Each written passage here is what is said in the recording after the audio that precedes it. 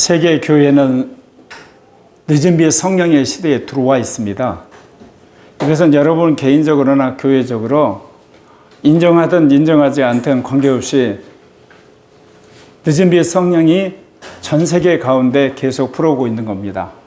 이미 120년 전에 시작된 오순절 성령 운동으로 그것이 시작돼서 전 교파 안에 그리고 전 교회 안에 퍼지고 있는 겁니다. 그래서 지금 우리가 늦은 비의 성령의 시대에 일어날 일에 대해서 성경 말씀을 중심으로 살펴보고 있는데, 오늘 여러분이 증거할 말씀은 늦은 비 성령 시대에 사단이 지구로 내쫓긴다는 겁니다.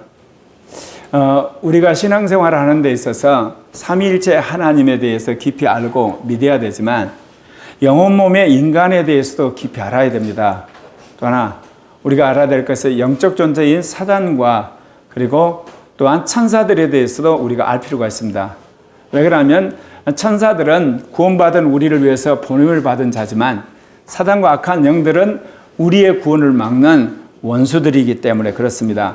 그런 의미에서 여러분, 늦은 비 성령의 시대, 이 사단이 지구로 내쫓기는 것에 대해서 여러분이 이제 이해를 하려면 먼저 7년 환란 시대뿐만 아니라 이제 마지막 시대에 이루어질 그 종말에 대한 역사적 흐름을 여러분이 좀 이해를 하실 필요가 있습니다.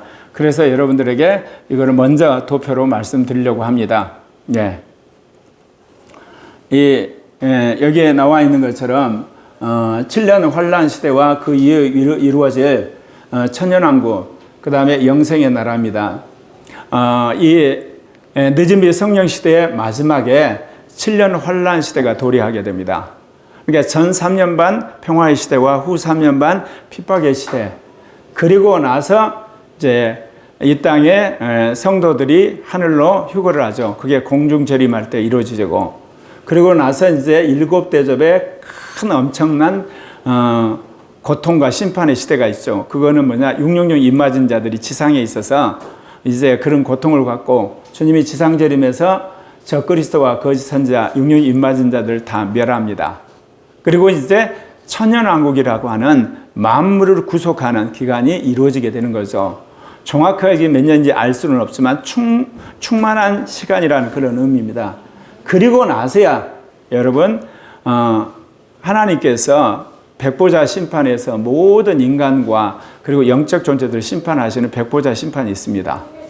이제 그러고 나서 새하늘과 새 땅에 영생의 나라로 들어가는 겁니다. 이게 종말의 종말이라고 할 수 있는 시대에 이루어질 역사적 흐름입니다. 이거 여러분 머릿속에 기억해 놓으시고 정말 그러면 이 시간표에 따라서 흘러가게 된다는 것. 특별히 이제 그 중에 7년 환란 시대에 대해서 여러분이 다시금 한번 자세히 봐야 되겠습니다. 예. 7년 환란 시대 보면 전 3년 반이 있고 후 3년 반이 있습니다. 전 3년 반 기간 동안에 무슨 일이 벌어지냐? 세계적인 지구 전쟁이 이루어집니다. 그래서 기독교나 기독교 국가를 대변하는 세력이고, 그 반기독교와 반기독교적인 그런 어떤 세력 사이에 유프라테스 전쟁이라고 하는데, 이 전쟁에서 인류의 3분의 1이 죽습니다. 그때가 언제냐면 그 6째 나팔을 불 때 그 일이 벌어지거든요. 그때 이제 기독교인과 기독교를 대변하는 세력이 한마디로 평화의 왕입니다. 근데 그가 그 전쟁에 승리한 연후에 돌변을 하게 되죠. 그러면서 후 3년 반이 이루어지는 겁니다. 그러니까 기독교가 깜빡 속는 거죠. 왜냐하면 기독교인과 기독교 국가들을 대변해서 평화의 왕이 전쟁에서 승리를 하니까 사람들이 거기에 몽땅 올인을 하게 되는데, 실은 그것은 사단의 속임수죠. 그리고 나서 이제 후 3년 반이 시작되는데, 여러분 다니엘서와 계시록에 보면 후 3년 반에 대해서 여러 가지 그 표현이 있습니다. 한 일의 절반 기간이라는 표현이 있고요. 또 이제 보면 한때, 두때, 반때라는 표현이 있고요. 그 다음에 여기 나오면 1260일이라고 하는 기간이 있습니다. 그리고 또 뭐가 있냐면요, 42달, 42달 이렇게 표현을 해요. 그럼 왜 이렇게 다양하게 표현을 했냐면, 성경에 나오는 숫자라든지 성경에 나오는 이게 기간들은요, 비유로 해석할 수가 있어요. 근데 이거는 비유로 해석 못하게끔 역사적 사실이라는 것을 증명하기 위해서 이렇게 다양한 표현으로 그냥 고정을 시켜버린 거예요. 그러니까 한 일의 절반이다. 그럼 비유죠. 한 일회가 뭐냐? 7년. 그러면 7년의 절반이 뭐예요? 3년 반. 이거는 비유예요. 그런데 이제 그렇게 되면 모든 걸 비유로 해석할 위험이 있으니까 어때요? 전 3년 반. 7년 중에 전 3년 반, 후 3년 반. 그래서 한때, 두때, 반때. 그러면 1년, 2년, 반년. 그래서 3년 반이다. 그것도 이제 사람들이 어때요? 또 비유를 해석해 버릴 수가 있거든요. 그러니까 1260일이다. 그렇게 한 거예요. 왜냐하면 한 달을 30일로 생각하니까. 그래서 이제 42달까지. 그래서 이거는 주님께서 3년 반 동안 극심한 핍박의 3년 반이 이루어질 걸 명확하게 계시하고 있는 겁니다. 오늘 여러분들이 이렇듯 7년 환란 시대, 그리고 또한 7대접의 심판의 시대, 그리고 천년 왕국 시대 백보자 심판, 그리고 영생의 나라에 대해서 여러분이 말씀드린 것은 종말 시대를 사는 우리들이 이 시대를 분별하는 데 중요한 지침이 되는 지식입니다.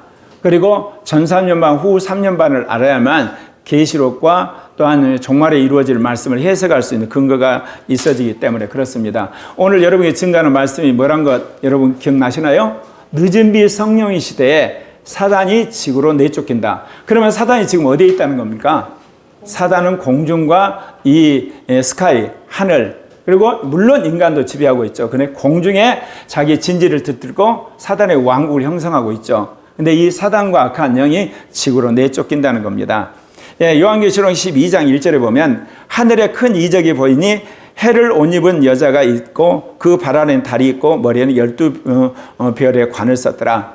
여기서 여자는 물론 상징이죠. 어떤 여자가 해를 옷 입을 수가 있고 밑에 달을 가지고 있고 그 다음에 12별의 관을 쓸 수가 있습니까? 이 여자가 누구냐? 여기에 여러 가지 해석이 있지만 좀 이따 말씀드리고요. 그럼 여기서 해를 옷을 입은 그 해 옷을 입었다 이게 뭐냐? 신약의 신자들을 말합니다. 신약의 사람들은 모두가 성령을 받았습니다. 성령을 받았기 때문에 그 성령 안에서 이 세상의 빛과 소금이 되기 때문에 해처럼 빛난다. 그래서 해 옷을 입은 여자. 이제 그 다음에 이제 이게 발에는 이제 달이 있죠. 이거는 뭐냐? 구약의 신자들을 말합니다. 그들은 하나님의 복음을 믿고 하나님의 영이 내주는 했지만 그들이 명확하게 이 진리를 빛으로 드러내고 세상에 어떤 소금의 역할보다는 희미한 하나의 불빛이요 희미한 어떤 역할을 했기 때문에 여기서는 달이라 그러고요. 그러면 여러분 머리에 12 관을 썼다 그러는데 이건 뭐냐? 사람이 관을 썼다는 것은 그만큼 영광에 참여한 거잖아요. 여자의 머리에. 이거는 12면류관, 12지파 가운데서 상 받는 자들이 나오는, 그러니까 이기는 자들이요, 하나님이 기뻐하는 사람들, 그래서 면류관의 주인공들이 나온다. 그것도 12지파에서, 그래서 12관이라고 이야기를 하는 겁니다. 그렇다면 이제 여러분이 그렇게 했죠. 그럼 도대체 여자가 누구냐? 요한계시록 12장 2절에서 이 여자가 아이를 베어 해산하게 되며 아파서 예를 쓰며 부르짖도다. 여자가 분명히 우리가 자연적인 그 여자 또는 아내 또는 신부 그건 아니에요. 그게 비유하고 있어요. 그래서 여자는 여기 내용을 보겠지만 교회를 말해요. 교회. 예수 그리스도께서 십자가에 죽고 부활하심으로 이 땅에 세워진 교회. 그 교회가 언제까지 있게 되느냐? 여러분 7년 환란 때까지 교회가 이 세상에 존재하게 돼요. 그런데 이 교회가 여자가 아이를 뱄다. 그러면 여러분 교회란 건 뭐예요? 예수를 믿는 사람들의 모임이잖아요. 구원받은 사람들의 모임이라고 할 수도 있고. 이제 그런데 이 교회가 무슨 아이를 또 뵈냐? 왜냐하면 교회가 구원받은 공동체인데 구원받은 공동체가 또 아이를 뱄다. 그 이야기는 구원받은 사람들 중에 구별된 사람이 있어요. 아이. 여기서 아이는 뭐냐? 남자아이를 말해요. 그러면 이 여자라고 하는 교회가 남자아이를 뱄다. 그 남자아이는 전투하는 자예요. 한마디로 싸워서 이기는 자를 말해요. 그리고 그야말로 마귀하고 싸워서 이기는 자, 그걸 뭐라고 이야기하겠습니까? 여러분 계시록을 보게 되면 자세히 여러분이 전후 문맥을 보게 되면 이 아이는 14만 4천엔의 충만한 수를 말하는 거예요. 그러니까 이마에 하나님의 인을 받은 거룩한 14만 4천이 교회에서 출현한다는 겁니다. 수많은 사람들이 이 14만 4천을 자기 멋대로 해석하죠. 여러분 계시록은 계시록 안에서 먼저 풀어야 돼요. 12지파 가운데서 12,000명씩 12지파 14만 4천이잖아요. 그러면 이게 한 지파당 12,000명인데 이것도 충만한 숫자란 거예요. 근데 그게 12지파에서 나왔다. 그래서 14만 4천인데, 그러면 여러분 계시록에서 12지파는 뭐를 말해요? 명확해요. 여러분 저 뒤에 보면 새 예루살렘이 12지파의 이름이 써져 있어요. 그래서 계시록에서 12지파란 건 뭐냐? 구원받은 사람의 총수를 말해요. 교회를 다닌 사람 총수를 말하는 게 아니에요. 구원받은 사람의 총수, 곧 새 예루살렘에 들어갈 사람들의 총수를 이스라엘 12지파라고 그래요. 이게 12지파 가운데서 선출받은 사람, 택함받은 사람, 선발된 사람이 뭐냐? 한마디로 믿는 사람들 중에 이제 구원받은 사람들이 나오잖아요. 구원받은 사람들 중에서 하나님의 종들을 인받은 사람, 곧 거룩한 자들을 말해요. 흠이 없는 자를 말하는 거고, 먼저 첫째 부활할 수 있는 14만 4천을 이야기하는 거죠. 그러니까 교회에서 이 아이를 산출하는 것은 해산하는 고통이 필요해요. 여러분이 예수 그리스도의 복음을 믿는 데 있어서 여러분 전도자들이 해산하는 고통을 통해서 여러분 한 사람 한 사람이 예수를 영접하게 되고 구원받은 거 아세요? 여러분을 위해서 누군가 중보 기도를 한 거예요. 그리고 여러분을 구원하기 위해서 수많은 사람들이 복음을 제시했고, 그리고 여러분이 어떤 사람을 만나서 예수를 영접하고 교회에 온 거거든요. 예수를 믿는 해산하는 고통을 이야기하는 게 아니에요. 지금 여자가 아이를 낳기 위해서 해산하는 거기 때문에 예수를 믿고 난 연후에 여러분 해산하는 고통을 이야기하는 거예요. 그건 뭐를 말하냐? 예수를 믿는 자들 가운데서 그리스도의 형상을 담기 위해서 해산하는 고통을 이야기하는 거죠. 그러니까 예수를 믿으면 다 크리스찬이 되는 거지 않습니까? 그리고 우리는 하나님의 아들들이 되는데, 그게 아니라 그리스도를 닮는 사람, 그리스도처럼 살아가는 사람을 위해서 해산하는 고통을 겪어야 돼요. 이건 제가 만든 말이 아니에요. 이 이야기는 사도 바울이 한 이야기거든요. 사도 바울이 뭐냐? 해산하는 이 고통을 겪는다 그랬어요. 그리스도의 형상을 담기 위해서. 그래서 여러분, 교회가 해산하는 고통을 겪는 건 뭐냐? 그리스도를 담는 자. 오늘 신수 목사님이 그 이야기 했죠. 우리는 살아도 주를 위해서, 죽어도 주를 위해서. 그러니까 사나 죽으나 우리는 주의 것이라고 하는 그런 가치관으로 실제로 사는 사람, 그것을 여러분 세우는 데 있어서는 해산하는 고통을 겪는 거예요. 제가 코리아교회 세워서 26년 동안 목회하면서 여러분을 코리아교회 전도하는데 한 번 상고의 격통을 겪고요. 또 한 번은요, 여러분이 오죽음과 오신성의 말씀을 믿고 체험하는데 여러분과 상고의 교통을 제가 겪었어요. 여러분 이 말씀 앞에서 여러분 한 번씩 다 들썩거려서 코리아교회를 떠나려고 싶죠? 왜? 너무 힘들다. 너무 이게 이 말씀이 세다. 도저히 이 말씀 감당 못하겠다. 이게 뭐예요? 예수를 믿음으로 구원받았잖아요. 근데 여러분한테 원죄 있잖아요. 육신이 있어요. 옛사람이 있어요. 세상을 사랑해요.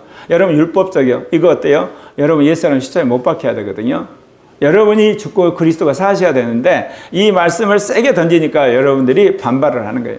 그래도 여기 남아있는 여러분들은 인간이 정말 하나님 앞에 악한 존재를 인정하고 나는 그리스도와 함께 죽었다는 그 말씀이 받아들이니까 오죽음 오신성이 여러분 마음속에 새겨져서 여기 살아남은 거 아니에요. 다른 사람들은 이유가 여튼 떠나가 버렸어요. 무슨 이야기를 하느냐? 여러분, 예수 그리스도를 믿었지만 이제는 나는 죽고 주님이 사는 사람, 그래서 영으로 살아가는 그야말로 하나님이 기뻐하는 하나님의 종들, 그런 사람을 잉태하는 것이 해산하는 고통입니다. 그리고 요한계시록 12장 3절에 보면 이제 또 다른 이적 하나가 보이는데, 이제 한 붉은 용이 있다고 나오죠. 뒤에 나오죠. 그 붉은 용이 뭐냐? 그 옛뱀, 사단, 천하를 속이는 자라고 나와요. 이 붉은 용이 공중에서 한마디로 세력을 펴고 있죠. 거기에 수많은 악한 영들이 이 사단과 더불어서 이 온 지구를 싸면서 역사를 하고 있어요. 그런데 붉은 용의 머리가 7이래요. 뿔이 10이고, 그리고 그 여러 머리에 7 왕관을 쓰고 있다고 그래요. 그러면 사단의 머리가 7이란 건 뭐냐? 창세기로부터 이 7년 환란 시대까지 주님의 구속 공동체를 심히 타락시키고 핍박하는 7 왕을 말해요. 그러니까 지금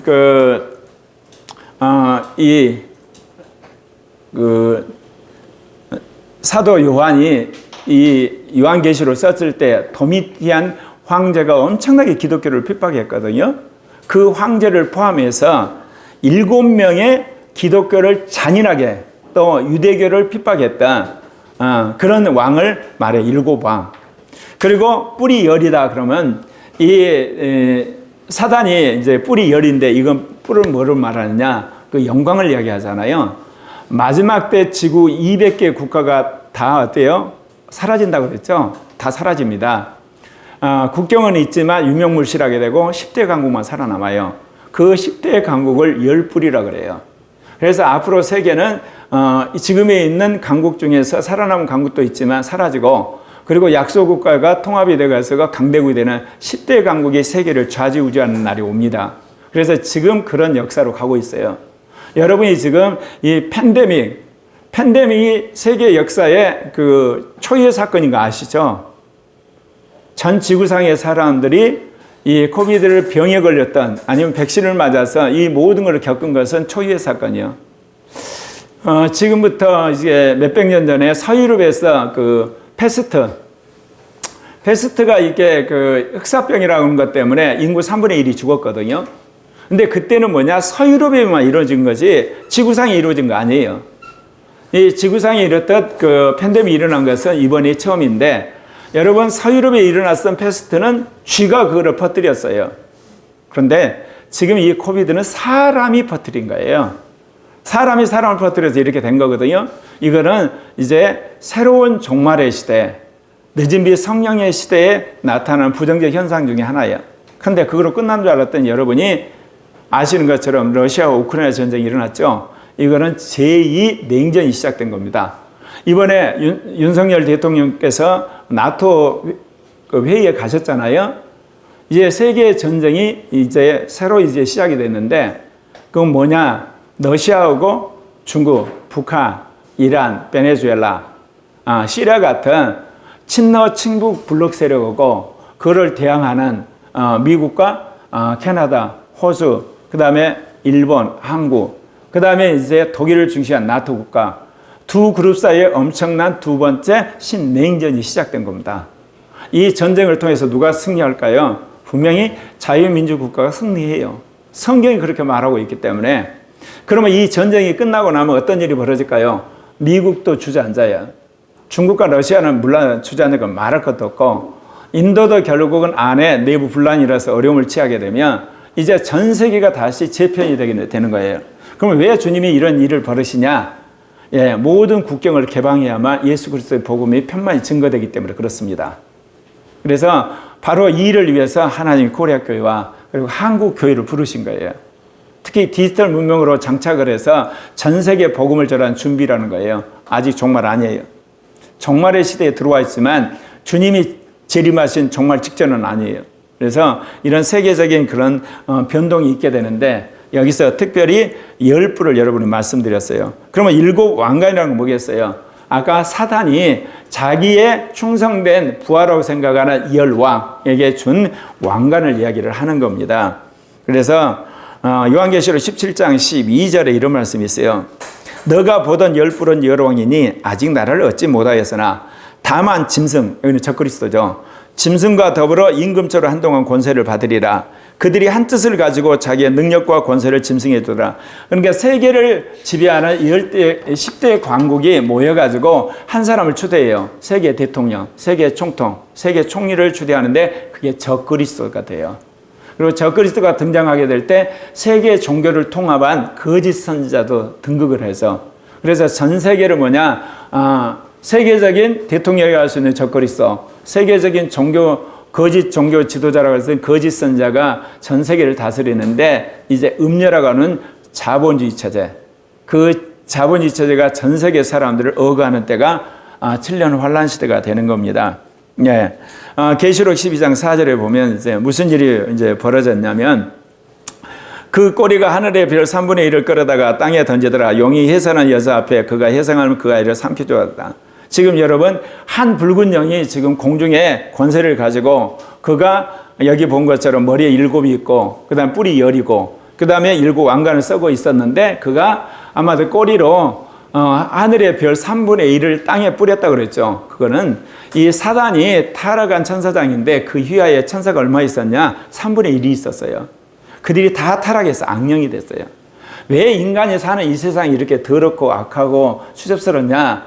여러분, 천사의 3분의 1이 타락해서 이 지구뿐만 아니라 우주를 한마디로 그들이 장악하고 있기 때문에 그런 거예요. 물론 하나님께서는 이 미가엘 천사장과 그들 통해서 3분의 2는 천사를 보내가지고 이 지구와 우주에서 계속해서 싸우고 있는 겁니다. 우리 눈에는 안 보이지만 이 공중에서 하나님이 부리는 이 천사장과 이게 사단, 그리고 하나님이 부리는 이 천사와 이 악한 영들 가운데 싸움이 일어나고 있어요. 이 지구상도 말할 것도 필요 없어요. 지구에서도 그 전쟁이 일어나고 있는 것이죠. 그런데 여기 보게 되면 그 하늘의 별 3분의 1을 땅에 던졌는데 뭐 하는 거냐? 용이 해산하는 여자 앞에서 그 남자아이가 해산하면 그 아이를 삼키자고 그렇게 발악을 한다는 얘기예요. 자, 예수를 믿는 사람들이 교회예요. 근데 교회가 지금 뭐를 산출하려고 하는 남자아이를 산출하려고 하거든요.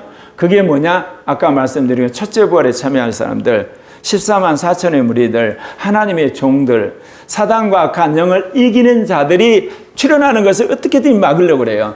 그래서 교회를 음란하게 만드는 거예요. 교회를 서로 싸우게 만들고, 교회를 돈독 올리게 만들고, 그리고 교회를 분파를 만들고, 교회가 잘못된 종교다운지라든지 동성애 신학이라든지 자유주의 신학으로 교회를 타락시키는 걸 말하는 거예요. 사단이 여러분 생각에 무슨 괴물처럼 나타나서 수많은 교회 가운데서 무슨 협박하기 위해서 그런 게 아니라 광명의 천사로 둔갑해서 악한 영들을 보내가지고 교회를 한마디로 더럽게 만들고, 교회를 성경에서 떠나게 만들고, 그리고 성령을 소멸하게 만드는 그런 짓들을 마귀가 지금 하는 거예요. 그러니까 예수님이 오시고 나서 이스라엘 사람들을 그렇게 만들었고, 이제 교회가 국교화된 여론은 어때요? 여러분이 아는 것처럼 중동과 북아프리카, 지중해 연안을 그렇게 타락해가지고 그 이슬람이 등장했잖아요. 그래서 나중에는 공산주의를 통해서 기독교를 핍박해서 했는데, 지금 어때요? 동성애 차별금지법을 통해 서구라파를 그렇게 만든 거예요. 그러니까 사단과 이 악한 영들은 어떻게든지 이 여자를 타락을 해서 남자아이, 한마디로 사단과 악한 영을 이기는 그 아이들이 산출하지 못하도록 그렇게 장난을 치고 회방을 놓고 타락을 하고 숨기게 한마디로 교활한 짓들을 하는 겁니다. 그랬을 때 요한계시록 12장 5절 우리가 함께 같이 읽을까요? 네, 읽겠습니다. 여자가 아들을 낳으니 이는 장차 철장으로 만국을 다스릴 남자라. 이 아이를 하나님 아까 그 보좌 앞으로 올라가다. 수많은 사람들이 그래요. 여기 있는 여자는 마리아고 여자가 낳은 남자아이는 예수 그리스도다. 그렇게 해석을 하면 그럴싸하게 맞아요. 왜 그러냐면 예수님은 말세 이 땅에 오셔서 철장 권세를 가지고 적그리스도와 육령의 입맞은 자들을 심판하시거든요. 그러면 이 대목을 딱 보면 여자는 마리아고 아들은 예수고, 예수가 와서 장차 철장으로 만국을 다스릴 남자. 그러면 딱 떨어지는 것 같아요. 근데 이게 잘못된 거예요. 왜 그러냐면 여러분, 여자는 교회를 말하고 남자아이는 14만 4천의 사탄을 이기는 군사들을 이야기해요. 그야말로 하나님의 종들을 이야기하는데 왜 이제 그게 틀렸냐? 여기 보면 그 아이를 남자와 그 보호자 앞으로 올려가더라. 여러분, 아이가 예수 그리스도라면요, 예수님이 죽고 나서 부활하셨잖아요. 부활해가지고 승천하셨죠. 어디로 승천하신 거 아세요? 예수님이? 예? 승천하셔서 하늘에 어디 계세요? 보좌 우편에 있어요. 예수 그리스도가 아니에요. 예수 그리스도는 하나님과 보좌 앞으로 가시지 않았어요. 올라가시자마자 보좌 우편에 하나님 자리에 앉아 계시는 거예요. 그러니까 하나님 우편에 앉아서 당신도 하나님으로서 주님인 통치를 하고 계시는 겁니다. 성경이 명확히 이야기하고 있어요. 제가 지난 40년 동안 성령을 받아서 신학 정립하고 이런 리더십이나 은사나 그리고 또 영성훈련 하는데 분명한 거는요, 여러분 신학적으로나 신앙적으로 의문이 되는 거 있죠. 의문이 되는 것은 성경 안에 분명히 그거에 대해서 풀어놓을 성경 구절이 있어요. 그를 여러분 믿고 성경을 뒤집으면 해답이 나와요.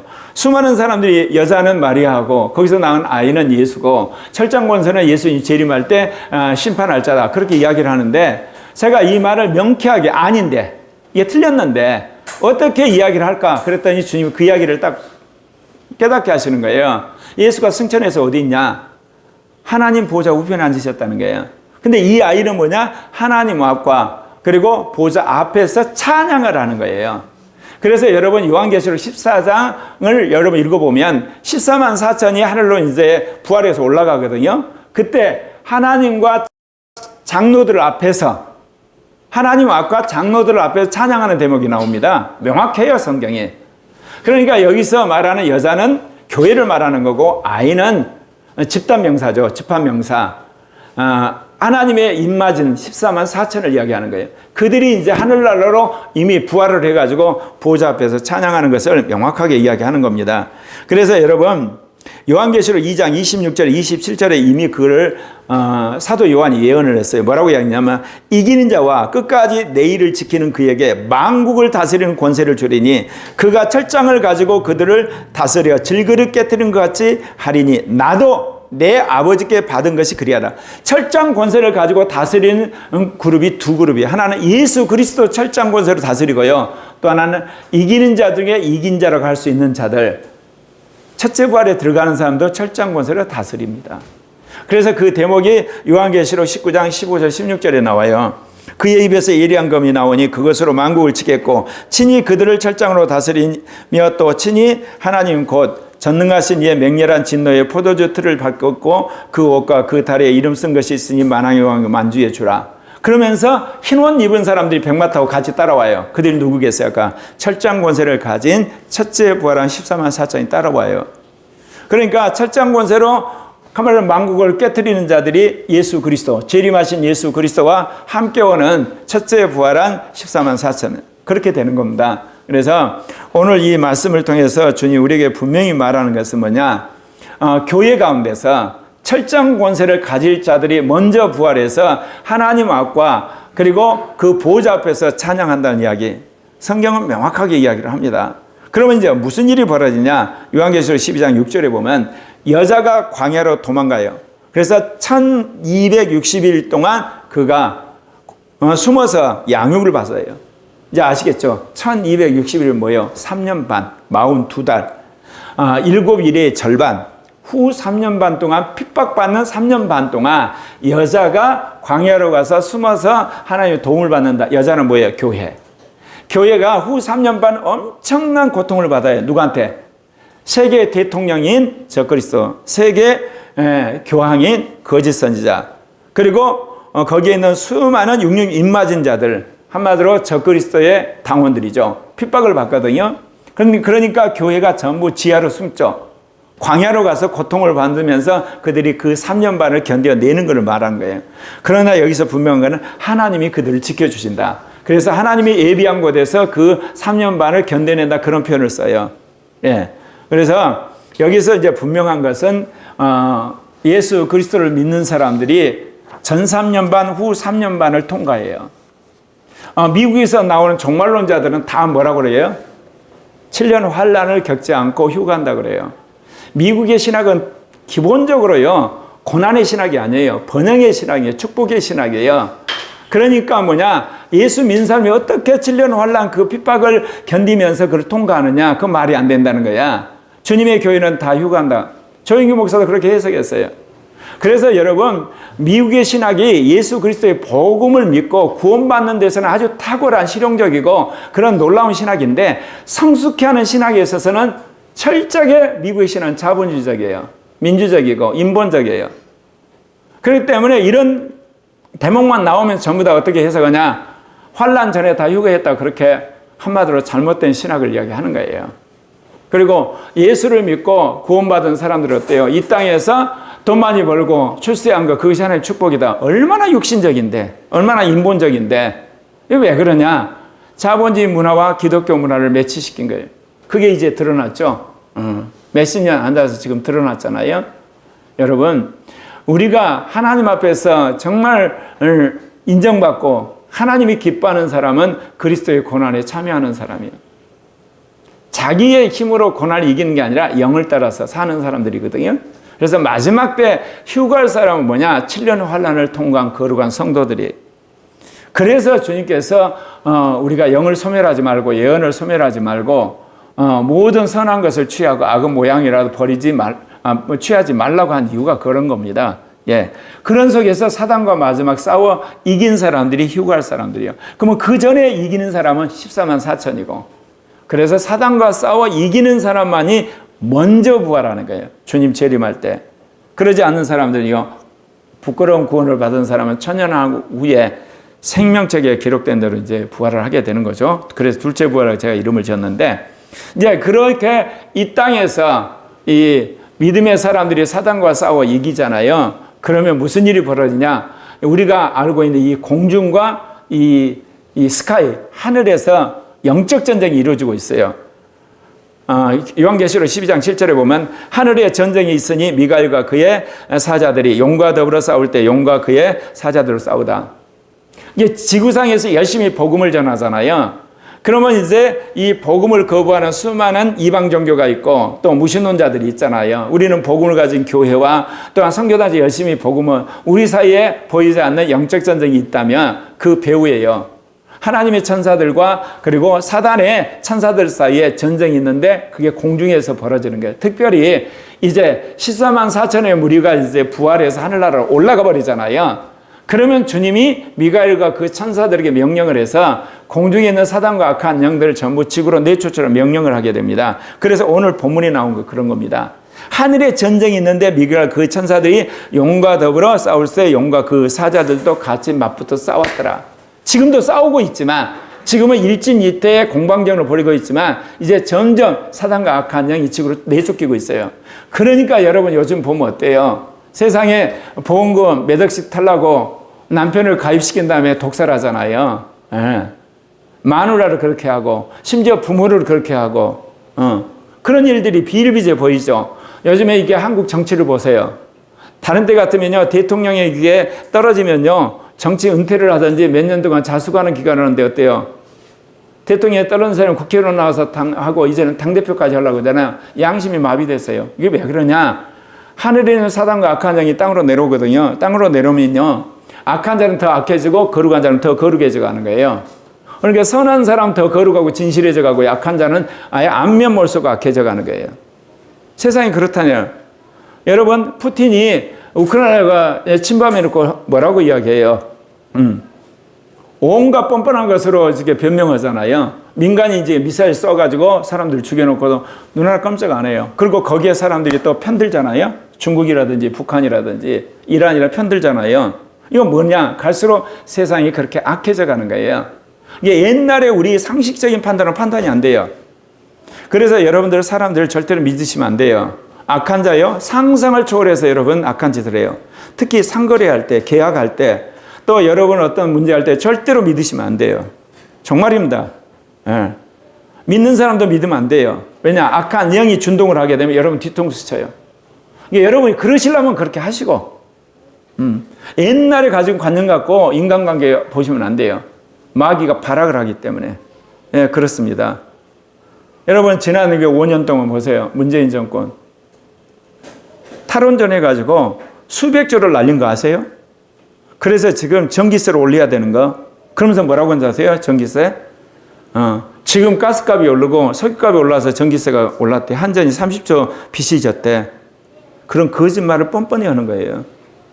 탈원전을 해가지고 우리나라 이렇게 전기값이 한전이 적자 나면서 적자 요인이 생겨서 지금 전기값 오르게 된 거예요. 점점 사람들이요 뻔뻔해져 가요. 양심이 마비되니까 이성이 둔해가요. 그리고 영적으로 악해져 가니까 악한 영을 불러오는 거예요. 그러면 이 시대의 빛과 소금이 될 사람 누구겠어요? 성령을 따라 살아가는 그리스도인들이에요. 정말 나는 죽고 주님을 사는 사람은 더 빛나고 더 거룩하고 더 온전해져 가는 겁니다. 그래서 아무쪼록 코리아교회 어린아이들, 청소년, 청년, 장년들이 그러한 삶에 있어서 앞서가는 사람들이 되었으면 합니다. 그래서 요한계시록 12장 8절에 보면 이제 싸움이 붙었는데, 한마디로 미가엘 천사장하고 사단, 악한 천사장이 싸우고, 그 다음에 밑에 있는 천사들과 악한 영이 싸웠는데 어떻게 나와요? 이기지 못하여 다시 하늘에서 그들이 있을 곳을 얻지 못하다. 하늘에 있을 곳이 없었다는 거. 그러면 사단이 어디에 있다는 이야기 있잖아요. 지구로 내몰린다는 겁니다. 지금 계속 내려오고 있는 중이에요, 여러분. 그러니까 예수님이 하늘 가신 이후부터 사단의 권세가 깨졌는데, 특별히 늦은 비 성령의 시대에 사단과 악한 영이 지구로 완전히 지금 내몰리고 있는 거예요. 마지막 사단이 지구로 이제 쿵 하고 떨어지는 순간이 7년 환란 시대예요. 그때 자기의 대리자를 세운 게 그게 적그리스도예요. 그 다음에 거짓 선지자예요. 그리고 우리가 말하는 큰 음녀라고 하는 자본주의 수도, 자본주의 체제로 온 지구상의 사람들을 거기 집어넣는 거예요. 여러분, 지금 자본주의 체제가 기독교를 한마디로 도와주는 동맹체제예요. 마지막 때면 자본주의가 기독교를 잡아먹어요. 지금 공산주의를 우리가 물리치기 위해서 자본주의가 손을 잡고 민주주의 손을 잡았잖아요. 과학문명. 근데 마지막 때 적그리스도 거짓 선지자가 과학문명, 그 다음에 이 자본주의, 민주주의 모든 걸 디지털 문명을 손에 쥐고 기독교인들을 핍박해요, 교회를. 근데 아직은 아니에요. 예. 이거를 여러분 아셔야 돼요. 그래서 그곳에 있을 곳이 없어서 결국은 사단이 이제 하늘로부터 땅으로 이제 내쫓기죠. 그런데 이런 이야기를 이미 바울 사도가 알았어요. 로마서 16장 20절에 보면요. 평강의 하나님께서 속히 사단을 너희 발 아래에 상하게 하시리라. 우리 주 예수의 은혜가 너에게 있을지다. 사단, 그러니까 바울 사도도 마지막 때 이 공중에 있는 사단이 땅으로 한마디로 내쫓기는데 누가? 거룩한 하나님의 종들이 영적 싸움에서 이겨야만 그 일이 이루어지는 거야. 그럼 어떻게 살느냐? 거룩하고 흠이 없으셔야 돼요. 여러분이 사단의 참소를 받아가고 사단이 여러분을 참소할 거리가 있으면 여러분 사단을 여러분 발밑에 짓누를 수가 없어요. 이제 여러분 아시겠어요? 제가 26년 동안 왜 목회 이렇게 하는지? 내가 이 사단과 악한 영들의 참소를 받아서 그 어떤 참소도 받지 않을 만큼 거룩하고 흠 없는 종이 되려고 그렇게 되는 거예요, 여러분. 그래야만 사단과 싸우면서 완벽하게 이길 수가 있는 거거든요. 그래야만 이 한국이 주님 말씀하신 것처럼 아시아 선교, 세계에 선교하는 국가가 되는 거예요. 그런데 한국 교회를 보니까 하나님이 한심하잖아요. 그러니까 주사파 정권 밑에 집어넣어버리고 포괄적 차별금지법 통과되는 위험 속에 집어넣고 민주주의라고 하는 그야말로 정교조 밑에 집어넣고 민노총 속에 집어넣어버린 거예요. 왜냐하면 교회가 깨어나라는 거예요. 그런데 참 이게 유감스러운 것은 교회가 싸운 것까지 좋은데 그 와정 속에서 어때 의견이 틀리다고 다른 기독교를 향해서 이단이라고 그러고 또는 뭐냐 그 사람들을 정죄하는 거, 이거 마귀의 술수에 속은 거예요. 여러분 분명히 알아야 될 것은요. 여러분 야당을 지지했다고 지옥 가는 거 아니에요. 이재명 지지했다고. 그러나 하나님 기뻐하는 건 아니에요. 예. 윤석열 지지하는 걸 기뻐하는 거 왜? 자유민주주의 체제니까. 이런 이야기는 여러분 쌍심적으로 달라질지 모르지만 여러분 흑인 해방을 주장하는 사람들이 하나님 기뻐하는 사람이요. 흑인 노예를 계속하는 게 하나님 기뻐하는 뜻이에요. 명확해요. 흑인 노예를 주장하는 사람은 하나님 기뻐하지 않아요. 흑인 해방을 주장하는 사람은 하나님 기뻐하는 사람이에요. 그러나 흑인 노예를 주장했던 남군 출신 중에서 구원받은 사람이 있어요. 흑인 해방을 위해서 싸운 사람들 중에 지옥 갈 사람도 있고, 이게 구원의 문제는 예수를 믿느냐 안 믿느냐. 그러나 이 시대에 하나님이 기뻐하는 사람이 되느냐 문제는 또 다른 차원이에요. 이 시대 여러분 흐름에 맞춰서 여러분이 순종해야 돼요. 여러분 흑인 해방 찬성해야 되고요. 여성의 인권 인정해야 되는 거고, 여러분 이 시대에 동성애 인권 반대해야 되는 거예요. 반대로. 왜? 그것이 성경에서 말하는 진리고 양심이니까. 그래서 우리가 일반 계시 영역에서도 하나님이 기뻐하신 것을 분별해서 그렇게 살아야 돼요. 민주화는 좋아요. 근데 주사파는 안 돼요. 주사파 인정하는 하나님 기뻐하지 않아요. 민주화는 기뻐하지만. 산업화는 하나님 기뻐하지만 군사독재 지지하는 거 기뻐하지 않아요. 반공은 하나님께 기뻐하시지만 분열하는 거 주님이 분단되는 거 기뻐하지 않으세요. 그래서 일반 계시 영역에서도 여러분이 이성이 깨어나고 양심이 바르고 여러분 믿음이 분명해가지고 우리가 올바른 진리를 이야기해요. 그걸 이야기한다고 해서 천국 가는 건 아니에요. 그러나 하나님의 영광을 드러내기 위해서 예수 그리스도를 믿은 그 믿음 안에서 우리가 그런 생활을 해야 되거든요. 근데 신앙생활을 하는 데 있어서 우리가 참으로 조심을 해야 돼요. 예. 여러분 저는 이게 성령 체험하고 은사 나타나면 다 거룩한 줄 알았어요. 체험에 집착을 하게 되면 나중에 마귀한테 속아서 타락할 수가 있습니다. 왜 성령을 받느냐? 내가 그리스도를 닮는 자가 되고 남을 섬기기 위해서 성령 받는 거예요. 근데 나중에 보면 체험 자체가 우상화되는 수가 있어요. 그래서 체험 못한 사람을 우습게 여기고 비판하기 시작하거든요. 그건 병이 생긴 거예요. 그거는. 여러분 하나님이 나에게 놀라운 체험을 주고 은사를 주신 것은 남을 섬기라고 하는 특권이라고 생각하고 남을 섬기는 데 생각해야 되지 남과 구분되려고 하는 거 그건 위험한 거예요. 또 성경 말씀도 그래요. 성경 말씀을 알고 박사가 되고 잘 가르치는 건 좋은데 그거를 가지고 남을 컨트롤하게 되고 남을 지배하려고 하는 것도 병이에요. 성경 지식이 하나의 우상이 된 거거든요. 그리고 사회 참여도 그래요. 사회 참여하는 것까지는 좋은데 참여하지 않은 사람을 정죄하고 미워하고 또는 그런 사람들 전부 마귀 새끼라고 그러고 지옥 간다고 그런 식으로 한마디로 험한 말을 하는 사람, 그거 불쌍한 사람이에요. 그러니까 여러분 어때요? 살아가는 데 있어서 열심히 성령 체험을 하지만 하지 않는 사람을 배려하는 거 말같이 쉽지 않아요. 열심히 복음을 전하면서 복음에 반대하는 사람 여러분 용납하기 쉽지 않고요. 차별금지로 열심히 여러분 싸우면서 그 찬성하는 사람들 여러분 포용하기 말같이 쉽지 않아요. 적이잖아요. 그럼에도 불구하고 그를 불쌍히 여기는 마음 필요하다는 거예요. 그게 한마디로 사단과 악한 영을 이기는 승리하는 자가 되는 길입니다. 예. 그래서 요한계시 12장 9절에 큰 영이 내쫓기니 옛뱀 곧 마귀라기도 하고 사탄이라고 하여 온 차례를 꿰는 자라 그가 땅으로 내쫓기니 그의 사자들 함께 내쫓겨. 지금 내쫓기고 있어요. 공중으로부터. 그래서 이 지구가 이렇게 더럽고 추악하고 악하고 말할 수 없는 엉망진창이 되어가는 겁니다. 이거. 그러니까 한편에서는 그렇지만 한편에서 주님의 교회와 하나님의 사람들은 더 거룩해지고 진실해져 가고 있다는 사실을 꼭 기억하고 아무쪼록 코리아 교회와 우리는 하나님이 기뻐하는 피대 백성이요 정말 소금의 역할을 하는 그리고 거룩하고 흠없는 그런 하나님의 사람이 그런 편에 서야 되는 거 아니겠습니까? 그래서 사도 바울이 에베소서 6장 12절에 그랬어요. 우리의 씨름은 혈과 육에 대한 것이 아니요 통치자들과 권세자들과 이 어둠의 세상 주관자들과 하늘에 있는 악한 영들이라고 명확하게 싸움의 실체를 이야기하는 겁니다.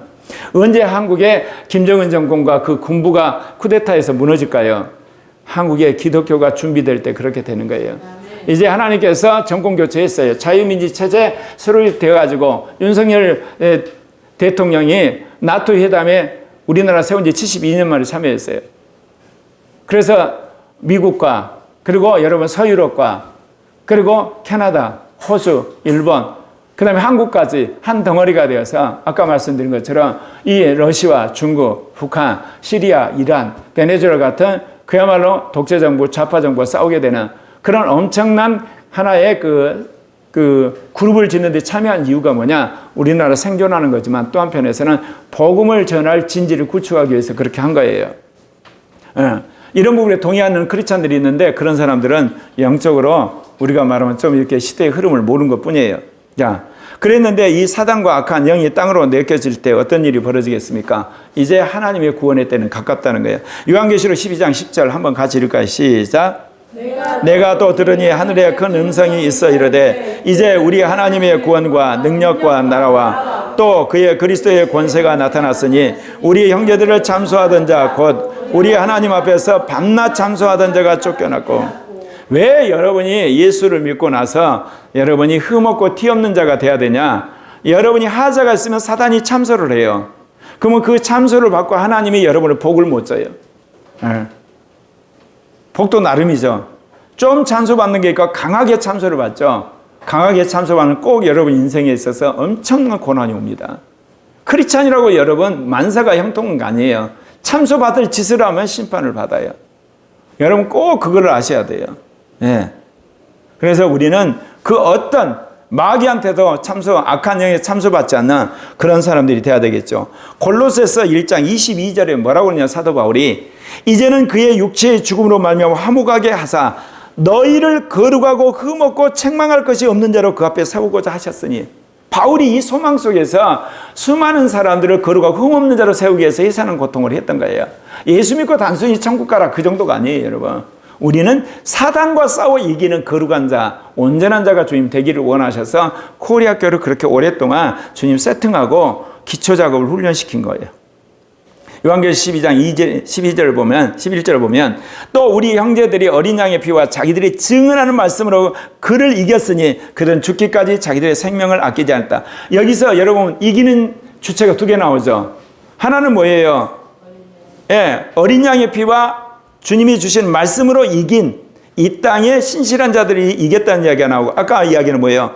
미가엘과 그 천사들이 사단과 악한 영을 이겼다고 나오죠. 그렇습니다. 두 개 전선의 싸움이 일어나는 거예요. 우리가 이 땅에서 예수 그리스도의 복음 안에서 거룩하게 신실하게 삶으로 누구를 이기고요? 사단과 악한 영들을 이기게 되면 미가엘과 그 천사들이 사단과 악한 영들을 이겨서 땅으로 쫓아버려요. 그래서 여러분이 이 땅에 사는 날 동안 거룩하고 흠없게 살아라는 거예요. 그런 수준을 교회와 그런 수준의 종이 나타나기를 원하셔서 우리를 지금 하나님이 갈아버리는 겁니다. 요한계시록 6장 9절부터 11절을 보면 순교자들이 하나님께 물어봐요. 이 땅에 우리를 이렇게 핍박을 주는 사람들 언제 주님께서 그 핏값을 찾아줄 걸 할 때 주님이 그들의 수가 차기까지 기다리라고 나오거든요. 그 수가 뭐냐? 14만 4천이에요. 충만한 숫자가 차니까 주님이 이제 사단과 악한 영을 땅으로 내몰리게 하는 겁니다. 그래서 요한계시록 12장 12절에 이런 말씀이 나옵니다. 그러므로 하늘과 그 가운데 거하는 자들은 즐거워하라. 그러나 땅과 바다는 화 있을진데 이는 마귀가 자기 때가 얼마 남지 않은 줄을 알므로 크게 분내어 너에게 내려갔습니다. 그래서 7년 환란이 시작되는 거예요. 사단과 악한 영이 땅으로 완전히 내게 되면 자기 하수인 적그리스도와 거짓 선자를 통해서 지구에 있는 아마 그때쯤에 한 100억 되겠죠. 인간을 완전히 좌지우지하고 자기 손아귀에 집어넣고 마지막 발악을 하는 거예요. 왜 그러냐면 인간 뒤에 숨어서 사단이 자기 정체를 감춰야만 자기가 그 수명이 오래 간다고 착각하는 거거든요. 그렇기 때문에 주님 그들과 싸운 거룩한 하나님의 사람들을 7년 환란 끝에 휴거를 시킨 다음에 지상재림에서 완전히 멸망시키는 겁니다. 히브리서 12장 22절 23절에 이런 말씀이 있어요.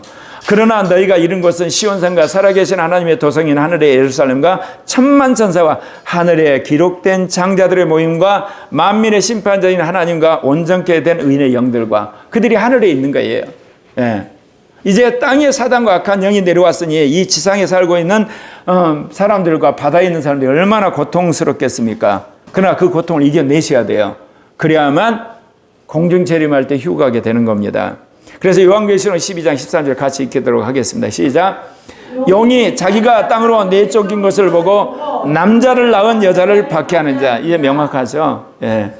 여기서 남자가 그리스도가 아니라니까요. 한마디로 14만 4천을 낳은 그 여자 교회를 핍박해요. 그래서 여자가 7년 환란 동안 이 땅에서 적그리스도와 거짓 선자 사단의 핍박을 받고 온갖 수수와 미혹 가운데 고통을 강하는데 그걸 이기는 사람들이 휴가하게 된다고 분명히 말하고 있습니다. 그래서 히브리서 10장 12절 13절에 나온 말씀 제가 읽어드릴게요. 오직 그리스도는 죄를 위하여 한 영원한 제사를 드리시고 하나님 우편에 앉으사 그 위에 자기 원수들을 자기 발등상 되게 하실 때까지 기다린다. 그냥 늘 그런 이야기예요. 예. 세상이 악하고 더럽고 추하게 되어서 종말하는 게 아니라고. 뭐가 등장을 해야 돼요? 사단을 부끄럽게 하고 악한 영을 부끄럽게 하는 14만 4천의 무리가 준비돼야 주님 재림하시는 거예요. 왜? 원수를 발등상 되게 할 때까지 너는 우편에 있다. 그럼 주님의 발등상이 뭐라고 그래요? 주님의 몸인 교회를 말해요. 그러니까 교회가 사단을 완전히 KO패 시켜야만 주님 재림하는 거예요. 그러니까 여러분 세상을 보면서 말세야 주님 오실 거야 그런 이야기는 안 맞다는 거예요. 절반만 맞아요. 뭐요? 내가 주님이 기뻐하는 거룩하고 흠없는 종이 되고 하나님의 인을 맡는 그런 하나님의 종이 되어야 되겠다. 그런 결단을 하셔야 돼요. 그래서 여러분이 거룩하게 사셔야 된다 그 이야기입니다. 이제 말씀을 마치려고 합니다. 늦은 빛 성령의 시대에 주님께서 왜 전 세계 교회 가운데 성령을 부으시겠어요? 그는 마지막 때 전 세계 가운데 이제 마지막 남은 14만 4천의 무리의 숫자를 채우는 사단과의 마지막 싸움에 승리하는 거대한 하나님의 무리들을 일으키시기 위해서 그렇게 되는 겁니다. 그 일에 코리아 교회 그리고 저 먼저 하나님 부르셔서 하나님 성각자로 그 길을 가도록 하신 거예요. 이미 수많은 14만 4천의 무리들이 속속 전 세계에서 출현해서 이제 하나님께서 카운팅하고 계시지만 마지막 때 전 세계 가운데 이거를 마무리 짓는 그런 어떤 운동과 그런 복음을 전하도록 우리를 부르셨습니다. 이제 기도 제목 같이 읽겠습니다. 기도 제목 1. 인주의 세계관을 이용하는 마귀를 깨닫고 몰아내게 하소서. 나는 내 마음대로 살 것이다. 그 마귀한테 속은 거예요. 그 다음에 2. 집단주의 문화에 숨어있는 마귀를 드러내어 쫓아내기 위해서 세상 사람이 다 그래. 그래 나도 그렇게 할 거야. 그것도 마귀한테 속은 거예요. 3. 같이 읽겠습니다. 예수의 피와 주의 뢰마로 마귀를 이기는 성도가 되게 하소서. 예수 피와 주님이 주신 레마로 이기는 성도가 되는 것이 올바른 크리스찬의 삶입니다. 한 주간 동안 이거 놓고 기도하시기를 바랍니다. 기도하겠습니다.